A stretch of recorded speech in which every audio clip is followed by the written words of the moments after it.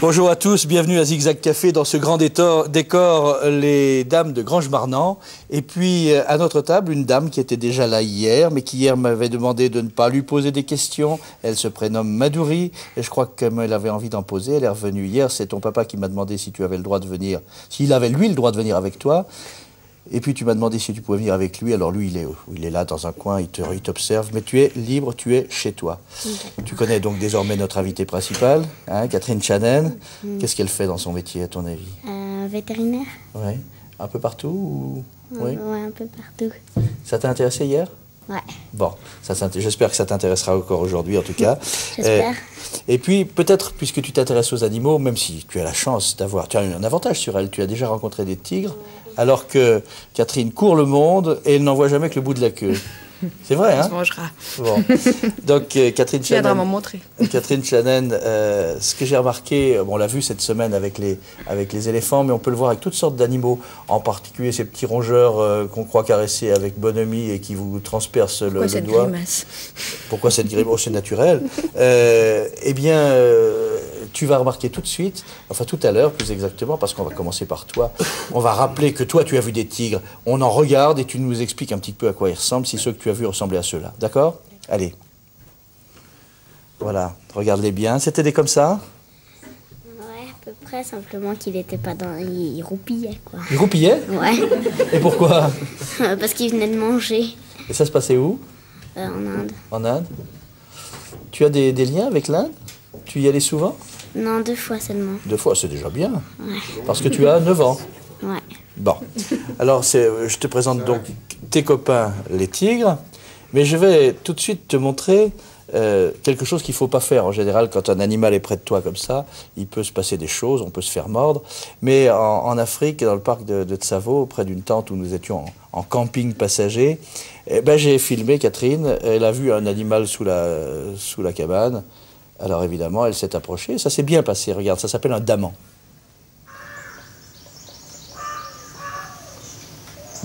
Voilà, c'était à l'heure du petit déjeuner. Le thé dans un thermos. Et voilà le daman. Catherine, en 2 mots, qu'est-ce que c'est que cet animal? C'est un petit rongeur qui ressemble un petit peu à nos marmottes. Et c'est normal qu'il s'approche comme ça? C'est pas tellement normal, non. Généralement, c'est des animaux qui sont très craintifs. Ce qui est intéressant chez le daman, c'est qu'on pense que c'est l'ancêtre des éléphants. Ils ont la même origine ancestrale que les éléphants. Et d'ailleurs, les Maasai disaient tout le temps que les éléphants se plaignaient à l'époque parce qu'ils avaient des trop grandes oreilles, des trop grandes trompes, donc il y a des centaines de millions d'années, et qui marchaient toujours sur leurs trompes et tout. Et il y a une légende Maasai qui a dit que les dieux se sont mis tellement en colère à cause de ces plaintes d'éléphants qu'ils leur ont coupé la trompe, et coupé la queue, coupé les oreilles, et qu'ils ont fait des damans à la place. Et ce qui est très étonnant, c'est qu'au niveau, les anthropologues, ou qui s'occupent des fossiles, ont découvert que l'origine des éléphants et l'origine des damans est la même. Je peux vous livrer une anecdote à propos d'animaux comme ça? Est-ce que vous savez pourquoi il y a des écrevisses en Louisiane? Non. C'est vrai, c'est qu'à l'origine, il y avait des homards dans le pays qui était encore français, au sud du Québec. Et puis un jour, ça a été vendu aux Anglais. Et le homard aimait tellement ses amis les hommes qu'il a suivi dans le grand dérangement qui a duré des semaines et des mois. Et puis ils ont traversé à travers les rivières, puis à travers tout ça. Puis quand, il a quand même arrivé jusqu'en Louisiane, mais quand ils sont arrivés en Louisiane, ben, le homard il avait tellement maigri que c'était une crevisse. C'est vrai, c'est ce qu'on raconte en Louisiane. Tu la connaissais? C'est vrai? Je t'assure, ils le disent comme ça.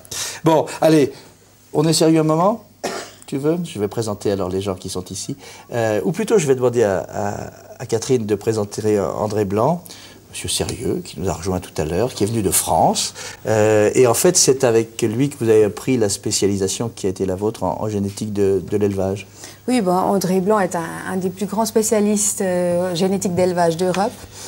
Et moi, juste à la sortie de mes études, comme je l'ai dit, je m'intéressais toujours à la conservation des animaux sauvages. Et j'ai pensé qu'une des façons, enfin, une des extrêmes pour conserver les animaux en voie de disparition, c'était l'insémination artificielle. Donc, je me suis lancée là-dedans. J'ai fait une thèse là-dedans. Et comme c'est une technique extrêmement compliquée, tout ce qui est insémination à transfert embryonnaire, puis que je me mélangeais un peu les pinceaux là-dedans, j'ai contacté André Blanc, et j'ai eu la chance de pouvoir travailler avec un des plus grands spécialistes dans le domaine. Et alors, depuis ce moment-là, vous vous écrivez, et elle vous tient au courant de ses aventures? Exactement, oui, de longues lettres. Et donc, je me rends compte qu'elle a suivi le chemin que je pensais qu'elle était en droit de suivre, parce que la première rencontre, je me suis rendu compte que cette jeune vétérinaire, débarquant dans la plaine du Forêt, très menue, je me disais, tiens, ça va être très très très dur pour elle. Et sur le terrain, je me suis rendu compte que c'était une lionne. Ouais. Exactement. Par rapport à... très à droite, très intelligente, et j'aurais bien aimé la garder comme assistante. Oui. On a vu à l'usage, en fait, la seule différence entre elle et un grand vétérinaire, c'est qu'il lui faut une botte de paille. Voilà, ouais, voilà je n'ai... Mais pour le reste, ça fonctionne bien. Je ne l'ai pas dit. Jean-François Écoffet, alors, vous êtes aperçu, en fait, que vous aviez des proches. D'abord, André Blanc, c'est chez le papa de François que vous avez exercé pour la première fois en Suisse. La première opération que nous avons, disons, réalisée en Suisse, c'est justement sur une des meilleures vaches Holstein de papa Écoffet, qui, cette vache-là, donc... en 6 gestations, avait produit 6 mâles. Et la descente. Donc, M. Écoffet avait entendu dire qu'on pouvait faire plusieurs veaux à une vache la même année, grâce à des porteuses, bien sûr. Et nous nous sommes rencontrés dans l'avion. Il rentrait des États-Unis, là. Et donc, c'est là que moi, j'étais parti aux États-Unis pour apprendre cette technique très pointue. Et là, je me suis dit, eh ben, ça y est, nous sommes prêts à réaliser cette opération. Et une chance, dans la vie, il faut de la chance. Je crois que c'est ça. Extraordinaire. Cette vache-là a donné 19 embryons, 11 de bons, parce qu'il faut savoir que dans une collecte d'embryons, on ne va pas passer le principe de la polyovulation. Enfin, non. Voilà, c'est ça. Et donc, on lui fait un lavage de la matrice, 7 jours après l'insémination, vous voyez. Et là, on a récupéré 11 bons embryons, c'est-à-dire 11 embryons viables. Et sur les 11 embryons, nous les avons tous transférés sur des receveuses. Monsieur Écoffet avait préparé 15 receveuses. Et sur les 15, 9 gestantes. Je vais lui demander d'expliquer ça dans un instant. Je voudrais auparavant qu'on voit un reportage qui a été fait en Valais, parce qu'on a quelques races de vaches laitières en Suisse, en Valais en particulier, qui sont des vaches très anciennes, la race dite d'Airain. Et là aussi, il y a des problèmes de consanguinité. C'est l'une des raisons pour lesquelles vous avez fait cette spécialisation. Et bien, les problèmes qui se trouvent dans certains parcs de Tsavo d'ailleurs, on les retrouve d'une autre manière en Valais. C'est un reportage du téléjournal, ou de Temps Présent, pardon. Race d'Airain. Sa présence en Valais date de 3000 ans avant Jésus-Christ. Réputée dans le monde entier pour son tempérament vif et belliqueux, elle suscite un engouement croissant, proche de la passion. C'est une vache qui est tellement attachante, on a tellement de plaisir à la suivre, donc elle nous prend tout notre temps libre. En régression dans les années 50-60, le cheptel valaisan connaît une nouvelle progression, mais cette courbe ascendante reste péjorée par la petitesse des troupeaux. En moyenne, les paysans valaisans ne détiennent que 4 à 5 vaches dans leur étable et seul un 3% de propriétaires comptent 15 vaches ou plus. Résultat, les croisements restent difficiles. Après l'insémination artificielle, le transfert d'embryons, une technique qui s'affine depuis 15 ans, ouvre de nouvelles perspectives pour les éleveurs. Ces transferts d'embryons, c'est une possibilité d'avoir beaucoup plus d'ascendance d'une vache que normal avec un veau par année. Si le veau mort, si c'est un veau mâle, peut-être on a très peu d'ascendance. Le principe est simple. On augmente la fécondité d'une vache pour obtenir plusieurs ovules. Une fois ces ovules mûrs, on les prélève par rinçage. Et après une sélection pratiquée en laboratoire, les ovules isolés sont transplantés dans la matrice des vaches qui deviennent des mères porteuses. On fait souvent avec des vaches accouplement dirigé, ça veut dire on sélectionne très bien les vaches, on veut faire ce transfert d'embryons et avec beaucoup d'ascendance, on peut améliorer la sélection, ça c'est clair, parce qu'on a beaucoup plus de choix. Par exemple, si on a 3-4 frères dans la même année, on peut choisir un d'eux les meilleurs que s'il n'y en a qu'un seul dans une année. Donc, Jean-François, les problèmes que vous avez, vous, d'une certaine manière, comme éleveur, ce sont ceux de ces éleveurs du Valais, ou il y a des différences quand même? Bon, moi, je tiens à préciser que je suis plus éleveur directement, c'est mon frère qui a repris l'exploitation familiale. Vous êtes issu d'une famille d'éleveurs, disons. Tout à fait. Je crois que ce qui unit les gens, même aussi autour de cette table, c'est la passion autour des animaux. Et ça semble peut-être un petit peu froid et nu, le transfert embryonnaire, on voit du laboratoire. Mais en fait, c'est de la passion derrière de l'éleveur qui veut multiplier sa souche femelle. Et c'est vrai qu'il y a une grande passion à travers tous les pays, en tout cas. La différence, c'est que vous, ça n'est pas pour sauver, c'est plutôt pour avoir un meilleur rendement, ou il y a tout de même l'idée que ça pourrait servir un jour en cas de pépin planétaire ou semi-planétaire? Bon, je pense que c'est secondaire au niveau de la production. On voit aujourd'hui qu'il pourrait y avoir des pépins plus graves à travers des épizooties ou des choses comme ça qui se passent actuellement. Mais le but premier, il est comme le paysan du premier jour, c'est-à-dire qu'on a commencé à faire de la sélection sur des plantes et sur les animaux, de façon à augmenter les espèces, les capacités de ces espèces à produire davantage ou à produire mieux, de façon à ce qu'aujourd'hui on ait une sécurité alimentaire qui soit couverte. Alors, il faut préciser que vous avez monté une société qui s'occupe de ça. Bon, le but n'est pas là, mais d'abord, je pense que vous serez aussi curieux de savoir ce que fait Catherine à l'autre bout de la planète. N'hésitez pas à lui poser des questions. D'ailleurs, j'en ai quelques-unes pour elle, parce qu'on en a reçu par mail, etc. Je vais les poser là, au fil de cet entretien. Mais vous tous, on parlait de génétique de l'élevage. Votre position sur un point comme les manipulations génétiques, est-ce que ça peut être... Est-ce que c'est quelque chose que vous envisagez là aussi de bonne grâce? Je pense que la manipulation génétique, ça peut être favorable donc, dans le milieu de la médecine pour des recherches éventuelles contre la maladie d'Alzheimer et tout ça. Je pense que ça peut avoir un rôle, mais bon, il y a des chercheurs qui sont là pour ça. Mais pas pour les animaux. Pour les animaux, vous voyez, pour poursuivre donc l'expérience que nous avions fait chez M. Ecofet, c'est une expérience qui a été quand même vraiment extraordinaire, puisque en une seule opération, il a récupéré, donc il a eu 5 génisses sur 8 veaux nés, vous voyez. C'est-à-dire qu'il a récupéré 5 gestations. Alors que jusque-là, il est avec des mâles, et du lendemain, il a eu en une seule opération, il a eu 5 génisses, c'est-à-dire que c'est exactement comme si cette donneuse avait vélé durant 5 ans en donnant 5 génisses supplémentaires, et en une seule opération, en 15 jours, on a récupéré. Voilà. Et le magicien, c'était vous, cette fois-là. Bon. On revient... Tu n'as pas de questions sur la génétique de... Non, c'est un peu trop sérieux, ça. Bon. D'accord. Oui. Par rapport aux manipulations génétiques, je tiendrais à préciser que dans l'insémination, j'aime pas le mot artificiel, parce que ça a une connotation laboratoire ou quelque chose qui est antinaturel.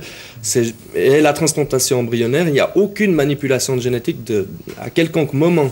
C'est uniquement une technique plus pointue de façon à favoriser une souche femelle ou à favoriser un mâle qui a des caractéristiques supérieures par rapport à la race et par rapport au but qu'on s'est fixé. Mais il n'y a pas de manipulation génétique autour de ces techniques. Dont acte. Catherine, j'ai remarqué une chose quand nous étions en voyage, c'est que vous prépariez mieux le petit déjeuner pour les singes que pour moi, merci. C'est vrai. J'en ai la preuve en image, si on veut bien nous montrer cette approche. Je veux dire que j'en ai un souvenir assez amer. Nous sommes là à proximité de Pattaya, connue pour ses plages et autres activités nocturnes. Et voici Catherine avec tout ce qu'il faut pour préparer des tartines. Ce n'est pas ma cage en face, c'est celle des singes. Et vous allez voir que vraiment, je ne sais pas, son mari est sur le plateau ici, aussi avec nous. Je ne sais pas si à lui, elle lui a déjà fait des tartines comme ça.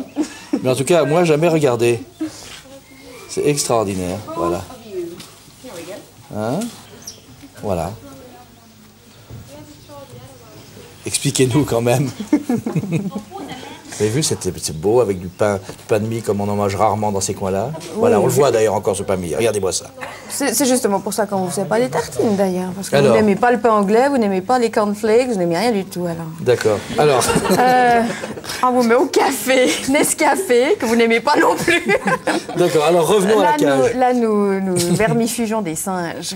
Alors, on mélange de la poudre, un vermifuge à de la confiture, de façon à ce que les singes mangent tout ça et qu'ils puissent être vermifugés 2 fois par année à peu près. Et pourquoi ces singes sont-ils en cage? Ces singes sont victimes du trafic illégal, du trafic généralement d'animaux de compagnie.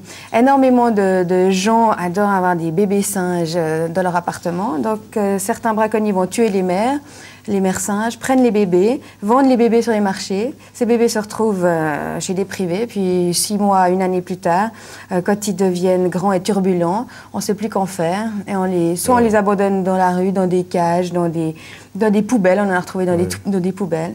Ce qui fait que quand le département des eaux et forêts de Thaïlande trouve des animaux comme ça, il les replace dans des refuges qui sont spécialement faits pour eux. Et c'est dans un refuge comme ça que vous avez travaillé quand je vous ai rejoint. Je dois dire que, heureusement, les cages, et on va les voir, les cages de ces refuges étaient plus grandes que celles qu'on voit habituellement dans des émissions qui dénoncent, en effet, la situation de ces singes. Je vous propose qu'on vous voit au travail, quasiment, avec les singes de Thaïlande. Et tout d'abord, Gary Van Zeeland. These gibbons have all been caught by the authorities. Tous ces animaux ont été pris par les autorités. Pet trade. A lot of people like the baby gibbon, the very small gibbon, as a pet. Beaucoup de gens prennent des animaux petits comme ça pour leurs appartements, pour faire plaisir à leurs enfants. And the people want to get rid of it. The authorities then collect them and bring them here. Alors finalement, les autorités elles les confisquent et puis comme elles ne savent pas qu'en faire, elles nous les apportent ici. Évidemment, ça serait très difficile de les remettre dans la nature sauvage parce que ce sont des animaux qui sont beaucoup trop habitués à l'homme désormais et qui ne pourraient pas se protéger.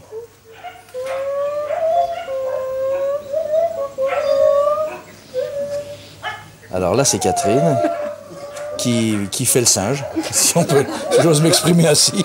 Je m'exprime naturellement. Est-ce que vous pouvez essayer de le faire en même temps que là pour voir s'ils réagissent?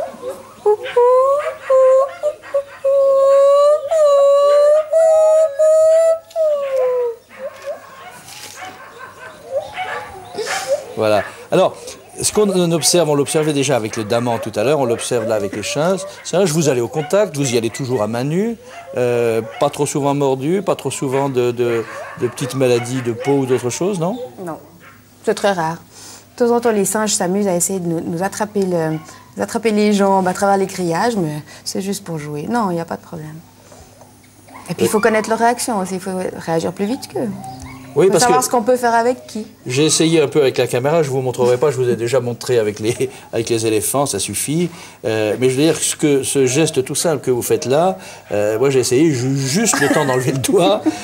Donc apparemment, l'affection que je voulais prodiguer n'a pas été bien comprise. Ça vous arrive aussi d'ailleurs, regardez.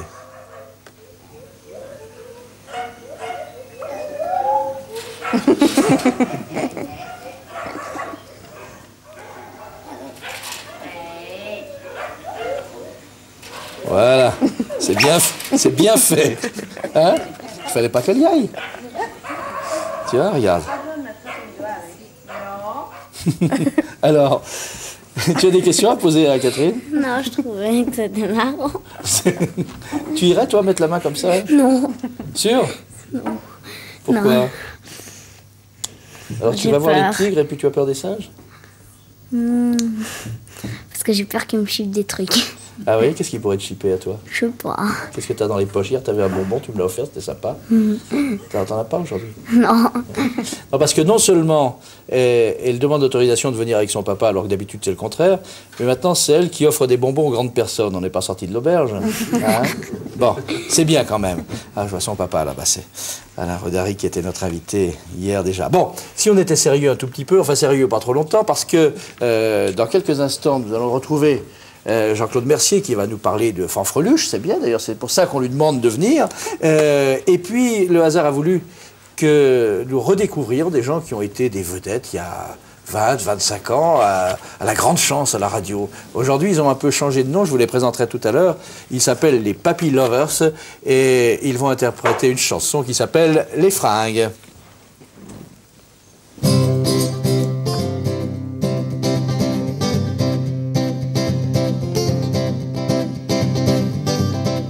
Un caleçon de bon ton, un futal pas banal, une chemise de marquise, un manteau Colombo, une cravate qui épate, des chaussettes en peau de bête, un gilet pas trop laid, un chapeau rigolo.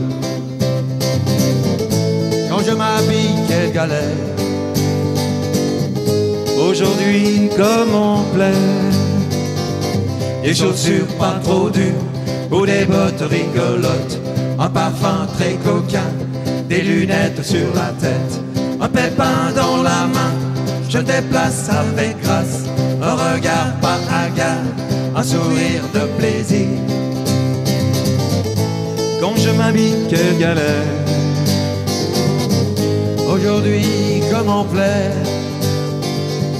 un caleçon pas trop long, un futal pour 3 balles, une chemise sans reprise, un manteau deuxième peau, une cravate pas trop tarte, des chaussettes très coquettes, un gilet qui me plaît, un chapeau pas trop haut. Quand je m'habille, quelle galère, aujourd'hui comme on plaît, des chaussures mais bien sûr, ou des bottes comme mon pote, un parfum qui tient bien, des lunettes piège-minette, un pépin dans les grains, je me déplace très tenace, un regard par hasard, un sourire pour finir. Quand je m'habille, quelle galère,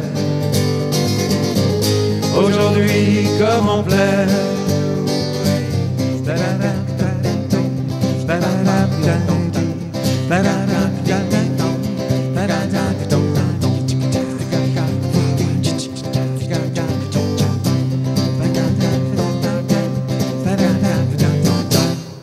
Ouais, ouais, ouais.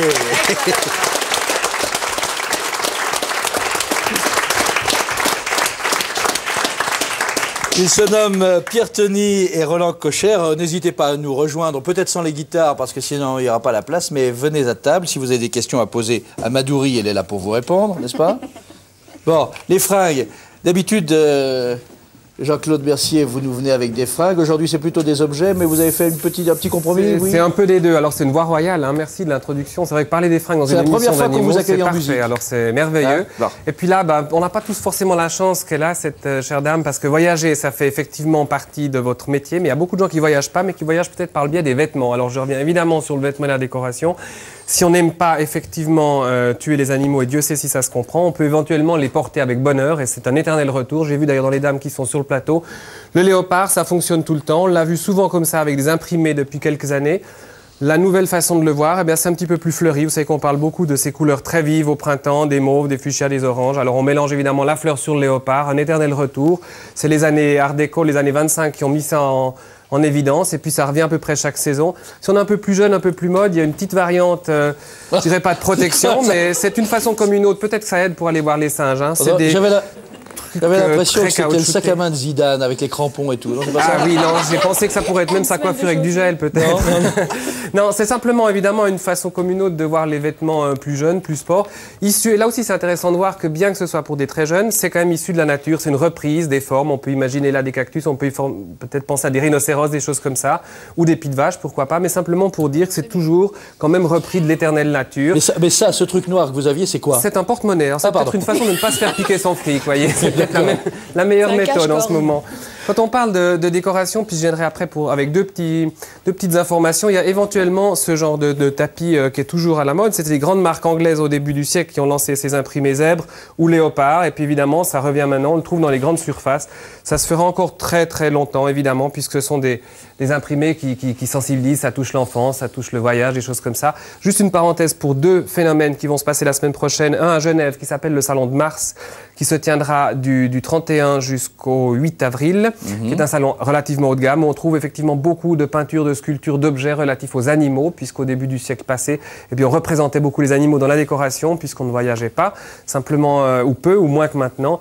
Là, on réalise que ce sont des pièces absolument extraordinaires. Dans le salon de Mars, la semaine prochaine, en parallèle, il y a depuis le 29 mars jusqu'au 6 avril la brocante de Lausanne, qui est aussi très importante dans ce domaine de petits objets, de choses anciennes, puisque dans les brocantes, on retrouve beaucoup de lions, de tigres, d'objets comme ça, de pièces anciennes, puisque maintenant, on ne les fait plus beaucoup.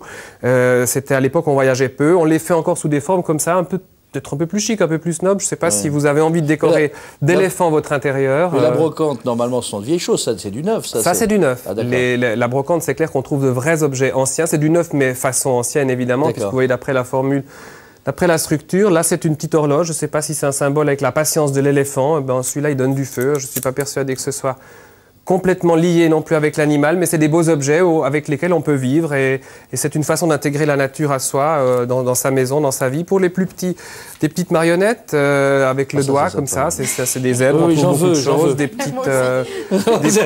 bon, alors je vous les envoie. Allez, hop là. Merci. Et puis pour terminer, deux livres, Alex. Un premier pour les tout petits, donc là, ça ne te concerne pas, puisque c'est les 5-8 ans. Oh. La savane, chez Fleurus Enfants. C'est un premier livre où on voit effectivement l'explication des animaux, l'endroit où ils vivent, la façon dont on peut les nourrir. Donc c'est vraiment un truc très basique, très simple, mais très intéressant. Et puis un deuxième, alors là, que je vais t'offrir avec bonheur, c'est le Larousse Junior des animaux.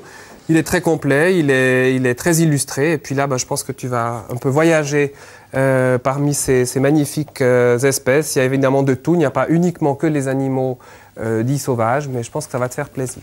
Voilà. Voilà qui est très sympa. Et j'espère que tu vas chercher ton tigre et le trouver. Jean-Claude, merci. Merci. C'était bien. Catherine, vous n'avez pas envie d'essayer tout de suite ces imprimés? Non, je crois pas. Après l'émission, peut-être. D'accord. D'accord. Une question qui nous était posée, parce que bien sûr, tout ça, c'est garanti faux tigre et faux léopard. Et on a une question sur notre ligne répondeur. La question, je vous la livre. Est-ce que le baume du tigre est dérivé du tigre? Qui va nous répondre?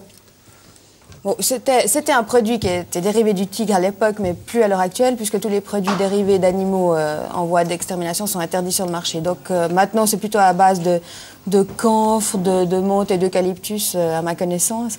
Bon. Mais donc on peut y aller. On peut y aller sans crainte, c'est ça que je veux dire. Chez nous, en tout cas. D'accord. Je dirais pas ça en Chine, mais chez nous, on peut.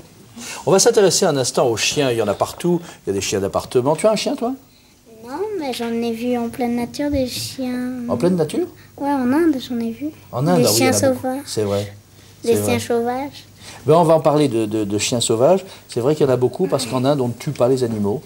Là, et donc, ils vivent leur vie. C'est pas toujours très facile. Mais il y a un endroit où ce n'est pas très facile non plus. C'est une ville que tu ne connais peut-être pas, qui est la capitale de la Roumanie, qui s'appelle Bucarest. Et à Bucarest, les nuits sont toujours émaillées jusque très tard d'aboiements lugubres. Il y a des quantités de chiens. C'est d'ailleurs assez périlleux pour rentrer chez soi. Alors, je vous montre d'abord la situation. Bien sûr, votre consoeur et concurrente Brigitte Bardot a couru là-bas pour tenter de les sauver. Je vous laisse quelques visions et on peut comprendre qu'elle soit inquiète d'une telle situation.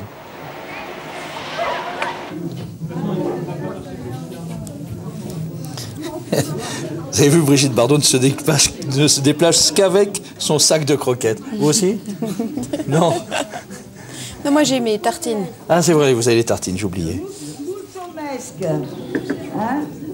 Mulțumesc, ça veut dire mulțumesc, ça veut dire merci en roumain.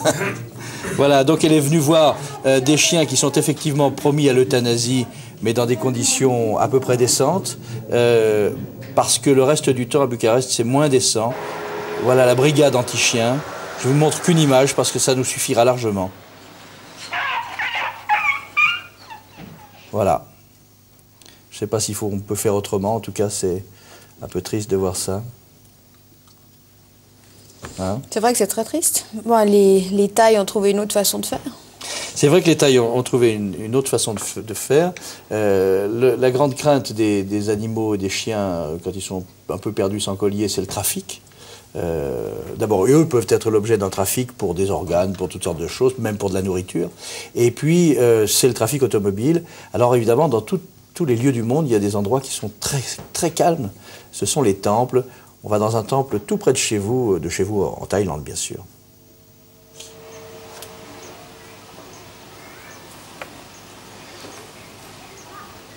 Voilà, nous sommes là à proximité de Pattaya, toujours.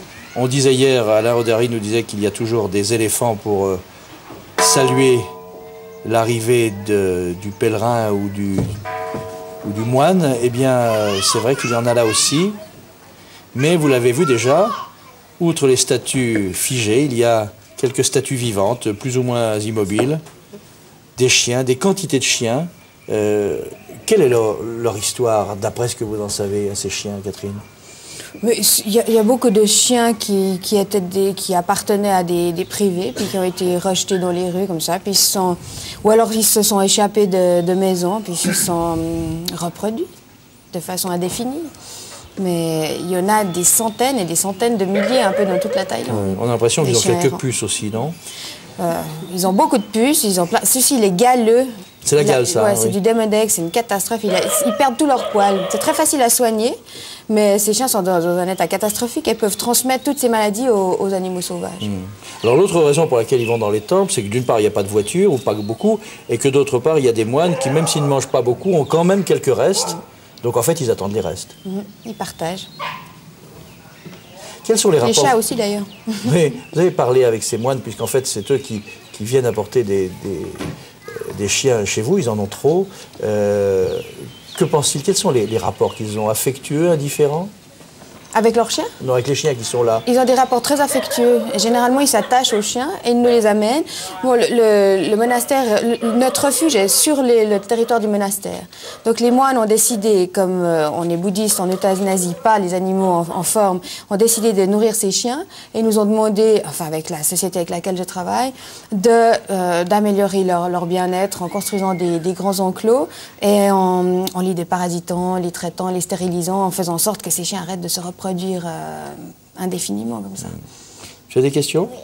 Juste, Attends, si tu poses des questions, tu enlèves la main parce que je t'entendrai mieux. Je t'écoute. Je ne sais pas ce que ça veut dire galeux. Galeux, ça veut dire avoir une maladie qui s'appelle la gale. Oui, c'est un parasite. Un parasite qui se loge sous la peau des animaux et qui fait tomber tous leurs poils. Ou alors, il y a différentes sortes de gales. Il y en a qui rendent les animaux extrêmement... Ça démange, ça se gratte partout. Puis en se grattant, ils s'arrachent les poils. C'est un petit peu comme les puces. Mais c'est un autre parasite, une autre sorte de parasite. D'accord, merci. Des questions? Je voulais vous montrer la solution bouddhiste, je dirais à la fois bouddhiste et vétérinaire, puisque ces chiens sont amenés dans votre refuge. On va voir comment vous les traitez.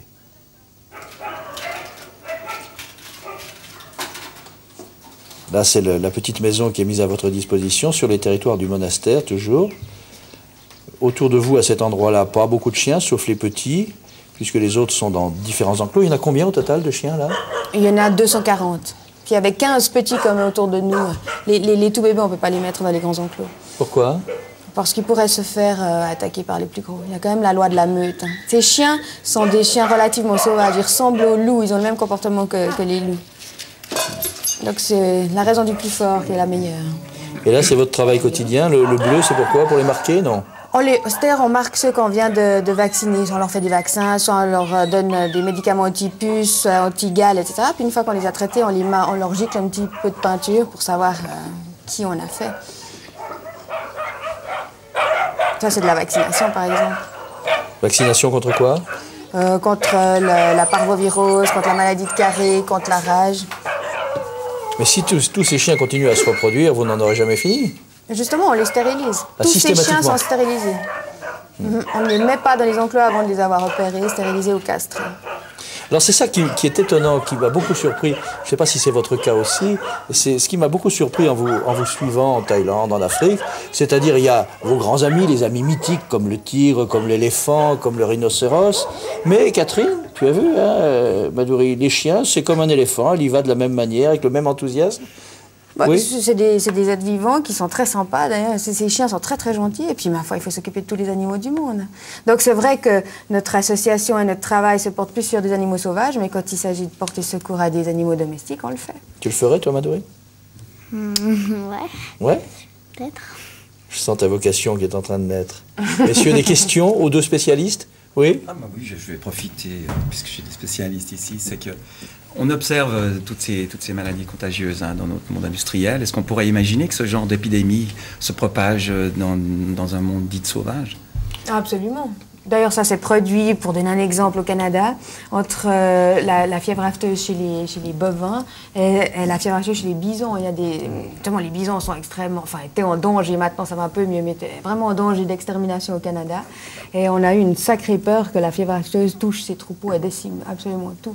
Donc c'est justement extrêmement grave et c'est pour ça que du moment qu'on a des refuges pour recueillir des animaux sauvages, d'une part il y a la compassion animale et puis d'autre part il nous faut soigner ces chiens, ces animaux domestiques de façon à ce qu'ils ne transmettent pas la rage par exemple aux ours. Ouais, donc c'est très très important. Et en ce moment d'ailleurs les Camarguais ils ont très peur de... Absolument, les taureaux de Camargue, ils sont en danger. Ça serait tout un patrimoine génétique qui disparaîtrait. On pourrait, je pense, dire à peu près la même chose à propos de la race d'airain qu'on voyait tout à l'heure. C'est-à-dire que s'il y avait tout à coup une épizootie très très forte contre les vaches en général et que le choix soit en effet de les faire disparaître, quitte à renouveler ensuite, on ne pourrait pas forcément le faire avec une variété comme celle-là. Il faudrait vacciner, vraisemblablement. Ou alors il faudrait intervenir à titre préventif, c'est-à-dire faire un stock d'embryons. C'est ça, c'est là où vous pouvez voilà, là aussi jouer les sorciers de bon augure. Voilà, c'est ce qu'on fait actuellement donc, en Espagne. C'est ce qui se fait à l'heure actuelle. En Espagne, vous y allez beaucoup, mais on ne va pas évoquer trop longtemps, j'ai l'impression, parce que vous voilà, j'ai appris que vous étiez aussi conseiller en tauromachie. Oui, j'ai fait naître le premier taureau de combat donc, qui est né sur les Ganaderia de Domecq, vous connaissez oui, près de Jerez. Oui, bien sûr. Je connais au moins la silhouette. Voilà, la silhouette. Et d'ailleurs, ce taureau, 4 ans et demi, il a taureaué à Séville et il a été, disons, gracié parce qu'il a été très très très bon. Donc vous l'avez fait vivre 2 fois. Voilà. Il vit encore. Est-ce que vous êtes occupé d'ours parfois? J'avais une question, tiens, à te poser. À ton avis, un ours, ça vit dans les pays froids ou dans les pays chauds? Dans les pays chauds. Chaud? Froid, je veux dire. Froid. Hein, les ours dans la neige, tu en as vu ça? Ouais, je pense parce que les ours blancs, ils vivent dans la neige alors. Ouais. Peut-être que d'eau. Tu en as vu en Inde? Non, j'en ai pas vu. Pas vu d'ours. Eh bien, pourtant, il y en a dans ces coins-là, n'est-ce pas, Catherine? Il y a des ours de pays chauds, il y a des ours des tropiques, il y a des ours malais, il y a des ours du Grand Nord, il y a des ours des taïgas, il y en a partout. C'est une des espèces qui s'est le mieux adaptée à... Il y en a même à Berne. Il y en a même à Berne. Ça, c'est pas les plus heureux. Ils sont pas vraiment dans leur endroit, dans leur habitat naturel. Bon. En Thaïlande, là aussi, ils sont dans des enclos, mais dans de grands enclos, grâce à cette association que vous soutenez. On va en retrouver quelques-uns de ces ours et voir à quoi ressemble leur vie quotidienne. Et voilà, nous étions ensemble.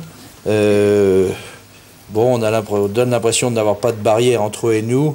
On n'a pas de barrière, mais on est quand même sur le sommet d'une jeep, donc s'il y avait un problème... The problem here in Thailand has been the pet trade and the Asian medicine trade. All these Alors, bears ce que dit Gary Van Zulen, c'est ce qu'on disait d'ailleurs déjà tout à l'heure. Le problème, c'est celui d'une part, de l'habitude des animaux de compagnie, mais petits, et quand ils deviennent grands, on ne sait plus qu'en faire.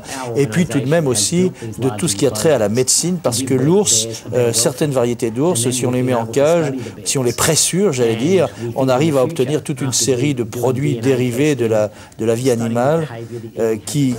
Les vésicules biliaires. Donc en fait, les ours qu'on avait là vous expliquez dans un anglais parfait, un peu américain quand même, hein?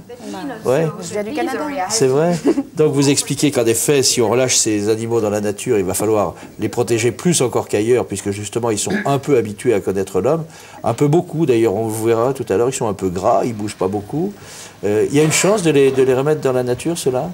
Oui, ces ours, on pourrait les remettre dans la nature. Il suffirait simplement de sélectionner un sanctuaire sauvage, de créer des enclos à l'intérieur de ce sanctuaire, de mettre ces ours un petit peu au régime pendant 1 mois parce qu'ils sont définitivement trop gros, et de les réintroduire dans ce sanctuaire, mais à l'intérieur d'un enclos pendant pendant 1 mois.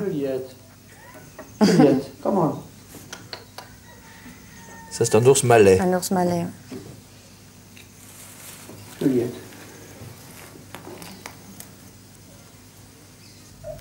Oui, ils sont victimes des mêmes problèmes que les autres ours, c'est-à-dire le commerce d'animaux de compagnie, et puis la médecine traditionnelle chinoise.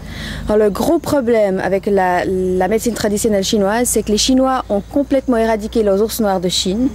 On prélevait un maximum d'ours noirs de toute l'Indochine, Malaisie et sud de l'Indonésie. Et ils ont commencé à se rabattre sur les ours malais. Donc maintenant, ces ours deviennent extrêmement en danger. Ils sont aussi à l'appendix 1 de la CITES. Et on en trouve sur tout le marché indonésien, on en trouve à Bornéo. Ils sont aussi très utilisés pour le commerce d'animaux de compagnie parce qu'ils sont petits et mignons. Donc quand ils sont tout petits, les gens les prennent. Et puis dès qu'ils grandissent, dès qu'ils ont 6 mois, 1 année, hop, on les jette dans les rues, on les jette dans les poubelles, on les abandonne. Donc ils sont tout autant menacés que les ours noirs asiatiques. Je sais que vous n'avez pas une passion pour je dirais la petite médecine vétérinaire de ville ici en Occident pour les chiens, vous les aimez, mais vous n'aimez pas forcément toujours leur maître, si j'ai bien compris. Enfin, si j'ai compris à demi-mot.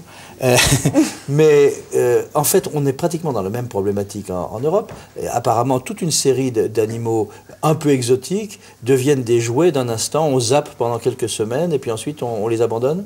Oui, c'est absolument terrible, tous ces magasins d'animaux de compagnie, que ça passe des araignées, tarentules, aux serpents, cobras, aux perroquets. Il ne faut pas oublier qu'il y a plus d'1 million de perroquets qui meurent chaque année dans les aéroports.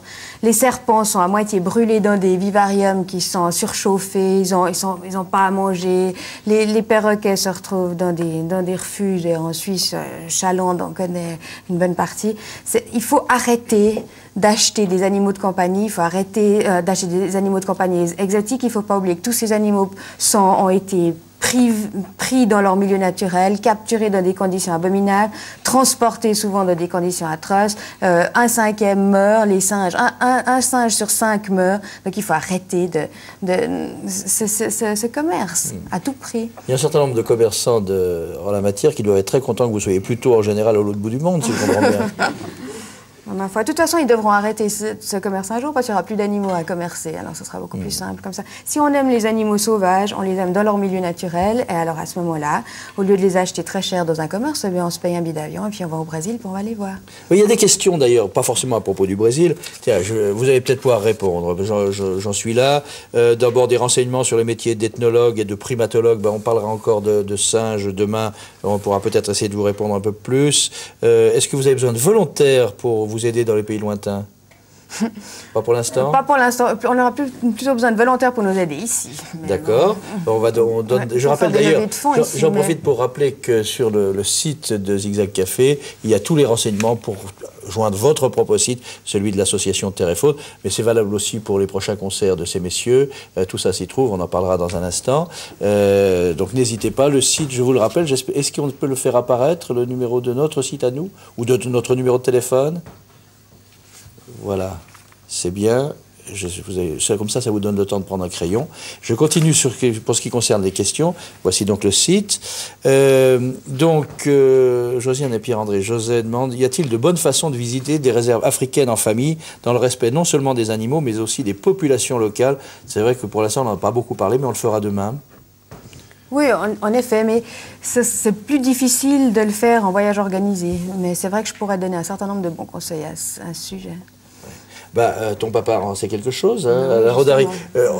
Prenez quand même le micro. Est-ce qu'il y a des agences qui arrivent à tenir compte non seulement je dirais, de la nécessité d'avoir des clients, mais aussi de respecter les lieux dans lesquels on passe? Parce que le tourisme a fait quand même passablement de dégâts pendant un certain temps. Je précise que vous êtes directeur d'un espace qui s'appelle c'est pas le Vendée Globe. Le Vendée Route. Le Vendée Route, oui. Non, la question du tourisme et de la nature et du tourisme en général est une question très sérieuse. Elle apporte beaucoup d'argent et un dynamisme économique qui est important. Mais elle a des conséquences qui peuvent être néfastes. Et dans les parcs, il faut avoir des directeurs de parcs et une politique de la nature qui soit pas mercantile, mais qui voit à moyen et long terme la survie des animaux et du parc lui-même. Donc ça va varier quand même beaucoup des endroits où on peut se rendre. Voilà ce que je pourrais dire brièvement. Voilà, on évoquait tout à l'heure la médecine asiatique ou chinoise comme cause aussi de ce qui se passe, de ces rapts d'animaux. Alors un autre appel, un autre mail d'Isabelle Chevalet à propos de la corne de rhinocéros, elle dit « je suis moi-même chimiste », elle aimerait dire que la substance chimique tellement prisée dans la corne, mais vous le savez sans doute aussi, c'est tout bêtement de la kératine, c'est-à-dire ce qu'on a dans les ongles. Donc si on veut vraiment avoir toutes les vertus que donne la corne de rhinocéros, il suffit quasiment de se ronger les ongles. Tu ne te ronges pas, toi? Non. Bon. C'est ma soeur et ma mère. Hein? C'est ma soeur et ma mère. Personne n'est parfait. C'est vrai. Oui, d'accord. Bon. Est-ce que, tiens, on parlait des ours tout à l'heure, tu as répondu à peu près juste, à peu près faux quand même, en disant qu'ils étaient plutôt dans les pays froids. À ton avis, est-ce que les ours grimpent aux arbres? Ça, je sais pas. D'après leur poids, d'après la taille des arbres, est-ce que vous savez, ou vous hors concours?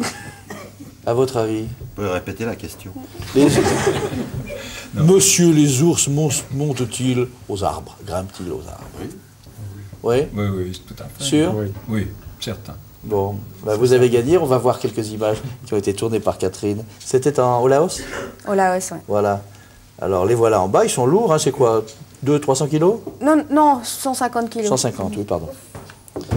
Ils ont l'air imposants parce qu'ils ont énormément de poils. Et voilà, tu vois, voilà ces ours très hauts dans les arbres. Qu'est-ce qu'ils vont manger? Ouais, ils vont manger des feuilles, des bourgeons, et puis ils vont voir la vue. Il y a peut-être des nids d'abeilles. Ça, ils vont manger du miel. Tu crois que c'est le miel qu'ils cherchent? Le miel. Ils pourraient. Oui. En l'occurrence, c'est pas le cas, mais ils pourraient tout à fait. En tout cas, je ne sais pas si toi tu as ou si tu aurais peur des ours, mais si un jour tu rencontres un ours, il vaut mieux rentrer dans la terre que de monter aux arbres, apparemment, tu vois. Je te sens très inquiète quand même. Mais ça dépend. Si tu rencontres un grizzly, tu peux monter à un arbre. Oui. Il faut reconnaître, les grizzlies ne savent pas monter aux arbres. Tous les Kodiaks, les grizzlies, les gros ours bruns ne montent pas aux arbres. Vous en avez connu au Canada? Oui, au Canada, dans les Rocheuses, dans l'Ouest canadien. Avec peur, parce qu'en fait... Non, moi, j'ai pas peur des animaux, mais il faut faire attention. Disons, comme je connais leur comportement et que je me balade souvent avec... Enfin, là, en l'occurrence, je me baladais avec des scientifiques qui ont étudié les ours pendant 20 ans. Donc, ils m'ont expliqué comment se comporter face à un ours, ne jamais courir, ne jamais avoir peur, rester tranquille, essayer de ne pas... je sais pas, ne pas les déranger dans leur activité quotidienne, ne pas aller trop près, respecter la distance de fuite. Enfin, bref, une fois qu'on connaît les animaux, on peut se lancer dans la nature sans problème. Si on ne connaît rien, on a meilleur temps d'ouvrir un livre, de discuter avec des scientifiques avant et de partir après. Vous êtes disposé à répondre à des questions? Mais oui. Bon, on en parlera demain, mais j'aimerais quand même que vous expliquiez, ne serait-ce que à André Blanc et à Jean-François Écoffet, parce qu'ils sont, vous les avez connus à une autre période, c'est vrai que vous gardez des contacts épistolaires, en tout cas avec André Blanc, mais j'aimerais que vous leur racontiez un petit peu ce qu'est votre projet aujourd'hui, parce qu'on vous a vu opérer des ours ici ou là, mais vous désormais, si vous allez sur le terrain, ça n'est pas pour agir directement, c'est pour servir d'intermédiaire entre ceux qui voudraient aider ici et ceux qui en ont besoin à l'autre bout. Oui, j'ai créé une association dans le but d'aider des ONG, des organisations locales qui sont généralement bien intégrées sur le terrain, qui sont intègres, qui sont dynamiques, de trouver les fonds nécessaires pour la conservation et la protection des animaux. Donc, on travaille dans différents domaines. On travaille autant avec des organisations qui s'occupent de la protection et de la conservation d'espèces en voie de disparition. On travaille aussi pour la protection et la conservation des habitats sauvages au profit de l'homme et de la faune d'ailleurs. Souvent on inclut les populations locales dans notre travail. On travaille aussi en collaboration avec des organisations qui aident à améliorer le bien-être des animaux victimes du braconnage, confisqués aux frontières ou chez des privés qui doivent être maintenus pour un temps plus ou moins long dans des refuges en captivité.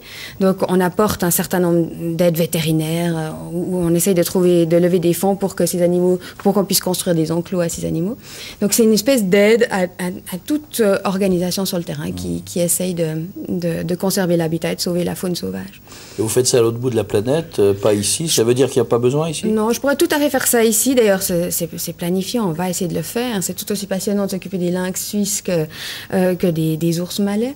Mais comme j'ai travaillé pendant 12 ans sur le terrain et que j'ai rencontré des tas de gens passionnants, évidemment que vous vous sentez un peu redevable. Je me sens un peu redevable et je connais quels sont leurs besoins. Je sais qu'il y a certains projets qui pourraient fonctionner tellement mieux avec quelques milliers de dollars en plus. Donc, je suis partie au niveau du terrain. Je suis des gens que je connaissais déjà. Mais en Suisse, on va certainement beaucoup travailler aussi avec notre faune locale. Très important. Parce qu'en fait, c'est parfois une des raisons pour lesquelles on hésite éventuellement à mettre la main au portefeuille, sauf peut-être pour de grandes organisations bien connues, celles-là, reconnues. Mais pour des petites, on se dit, est-ce que c'est des plaisantins? Est-ce qu'il y a une escroquerie? Alors, en fait, vous allez quand même vérifier d'une part que l'argent, il va bien, et d'autre part qu'on fait vraiment le travail dans l'intérêt de l'animal. C'est vrai qu'il y a beaucoup de petites organisations qui ne sont pas forcément intègres.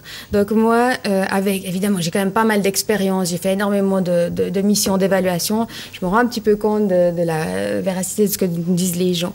Donc je pars minimum 6 semaines à 2 mois sur le terrain, sur un projet, je discute avec les gens, ils me racontent au niveau scientifique, puis ensuite je travaille avec eux. Généralement, comme je suis vétérinaire, j'ai toujours quelque chose à faire pour les aider. Et puis ils m'expliquent, j'essaie de comparer ce que je vois sur le terrain avec ce qu'on m'a dit au niveau théorie. Et puis si je trouve que le projet est bien monté, après on discute avec les directeurs terrain, on se dit comment est-ce qu'on pourrait collaborer, qu'est-ce que vous aimeriez qu'on fasse, comment on pourrait travailler ensemble à la conservation de ces animaux. Et puis je reviens sur la Suisse et puis j'essaye de faire des levées de fonds grâce à ça. André Blanc, vous avez l'impression que votre élève vous a un peu échappé. Vous auriez envie d'être à sa place ou vous pensez qu'elle serait mieux en train de faire des transferts ici entre... Non, je suis en admiration de tout ce qu'elle fait, de tout ce qu'elle projette et je lui souhaite vraiment une très très grande réussite et si je peux lui apporter moralement mes encouragements, c'est vraiment avec plaisir. Et sur le terrain, vous verrez un jour? Je ne sais pas. Hein? Il y a un troupeau d'antilopes Irola au Kenya qui sont les dernières antilopes Irola du monde et il y aura peut-être besoin un jour de faire des inséminations pour les sauver. Eh ben, pourquoi pas. Donc, c'est peut-être moins dangereux que le taureau de combat. Hein. Oui, c'est d'une part moins dangereux sans doute et puis alors comme guide c'est toute confiance. Hein. Je peux vous faire une attestation si vous voulez, c'est parfait. Bon, Jean-François Ecofet, des questions? Oui, je trouve que c'est un beau combat amené par rapport à la diversité biologique et la diversité naturelle de la planète qui en a besoin, qui déteste l'unicité, la direction unique et qui pourrait nous servir d'enseignement à bien des égards, et notamment par rapport au racisme, par rapport à des comportements où on va dans une seule et unique direction et on voit que la nature nous dit parfois stop et n'allons peut-être pas trop loin dans cette direction, prenez un autre chemin.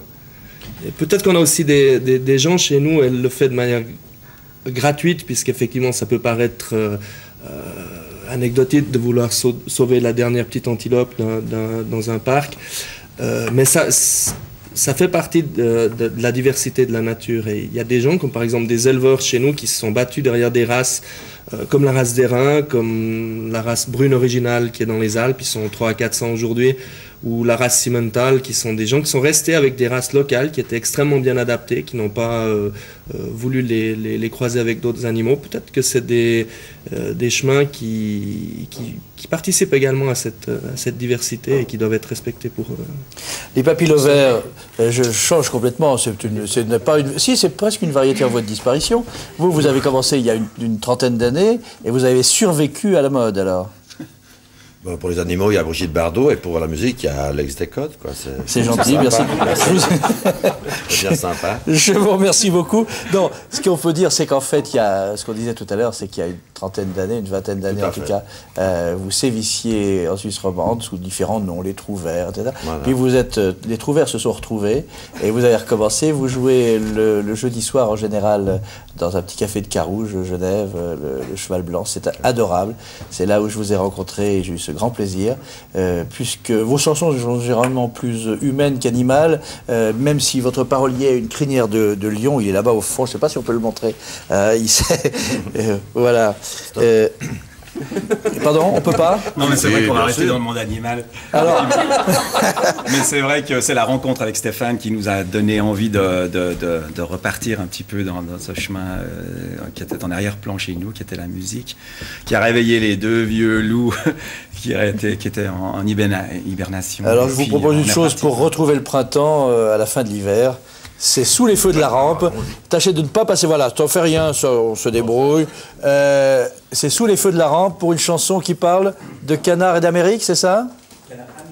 Un canard américain. Les Papy Lovers, vous avez toutes les indications sur le site. C'est à vous, quant à nous, nous nous retrouvons bien sûr demain pour une dernière émission. Merci à vous toutes, les Papy Lovers.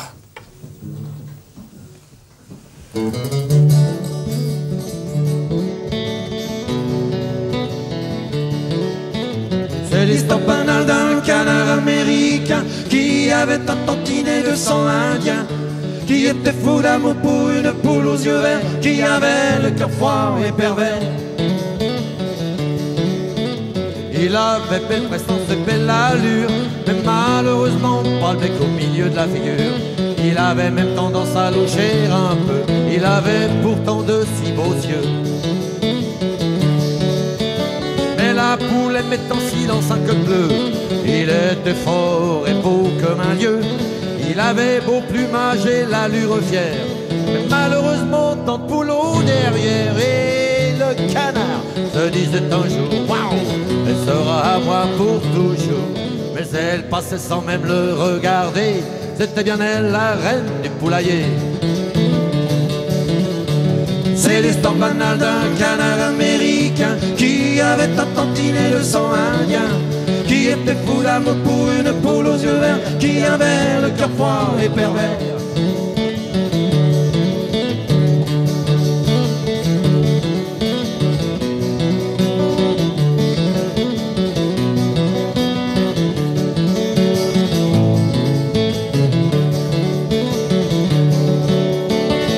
Désespoir, il partit pour quelque temps et il se dit elle va me regretter sûrement.